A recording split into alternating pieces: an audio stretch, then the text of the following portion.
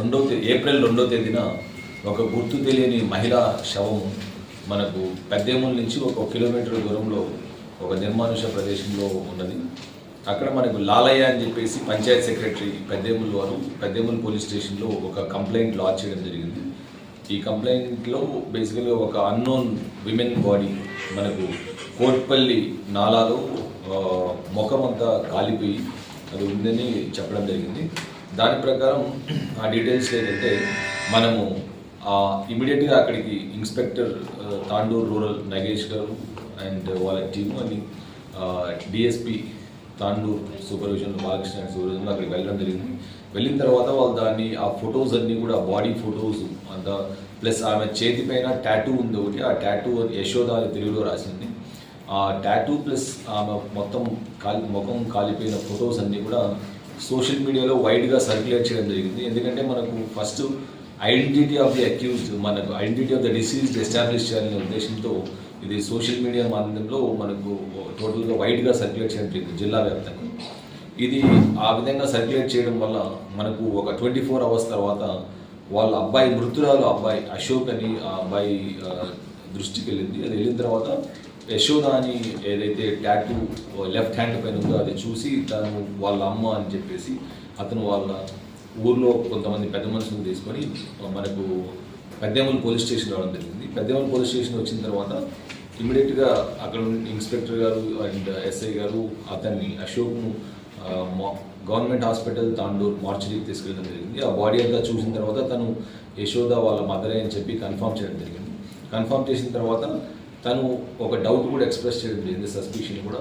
వాళ్ళ అమ్మతో బొల్లా గోపాల్ అండ్ అనిత అని చెప్పేసి పాల్తయ్య అనిత అని చెప్పేసి వీళ్ళిద్దరు కూడా గోపాల్ వచ్చేసి మనకు ఊట్పల్లి దోమ మండలం అండ్ అనితది వచ్చేసి మనకు రామరెడ్డిపల్లి తాంట పరిగి మండలం. సో వీళ్ళ చనిపోయిన మదర్ కూడా వీళ్ళు ముగ్గురు పరిగి లిమిట్స్లో కన్స్ట్రక్షన్ లేబర్గా పనిచేస్తూ ఉంటారు, డైలీ వేజ్ లేబర్గా.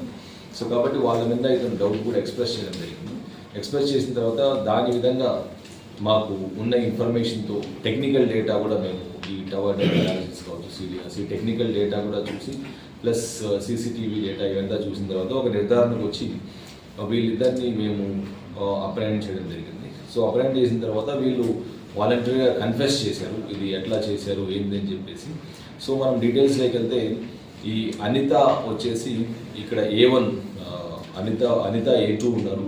ఈమెకు చనిపోయిన వ్యక్తి యశోద ఎవరైతే ఉన్నారో డిసీజ్ ఆమె ఒక 6,000 రూపీస్ హ్యాండ్ లోన్ తీసుకున్నారు. హ్యాండ్ లోన్ తీసుకొని చాలాసార్లు ఈ A2 అడిగినప్పటికీ కూడా అనిత ఇవ్వలేదు. ఆమె డిసీజ్డ్ ఇవ్వకపోతే ఈమె ఇవ్వకపోవడమే కాకుండా ఈ డిసీజ్డ్ తనను ఏదో థ్రెటన్ చేసినట్టు కూడా మాట్లాడినట్టు ఈమె చెప్తున్నారు.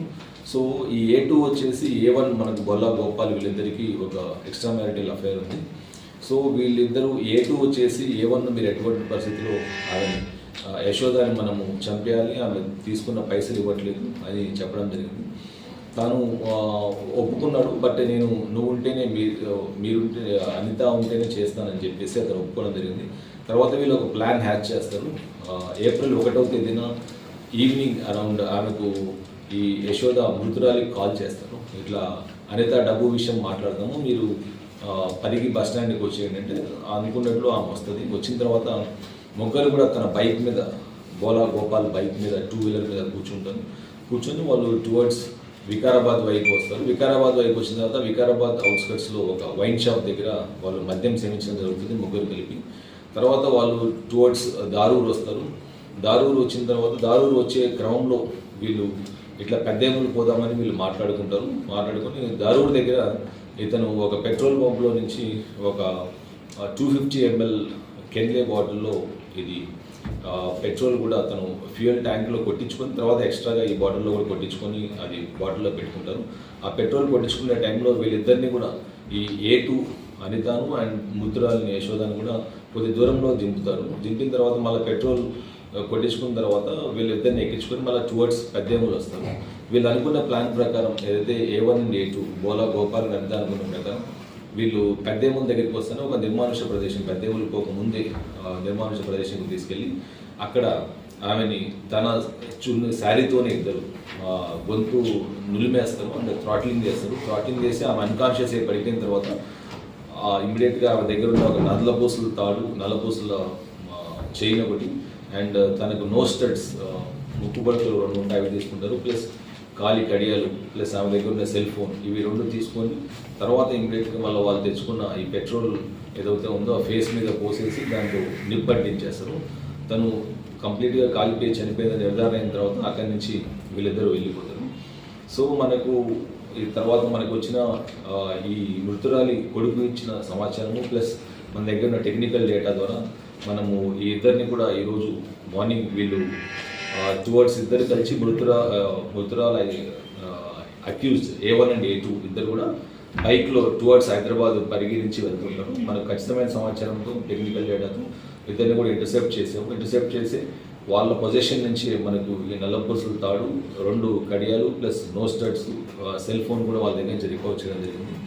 ఇద్దరు కూడా మన కస్టడీలో ఉన్నారు. ఈరోజు వాళ్ళను రిమాండ్ చేయడం జరుగుతుంది.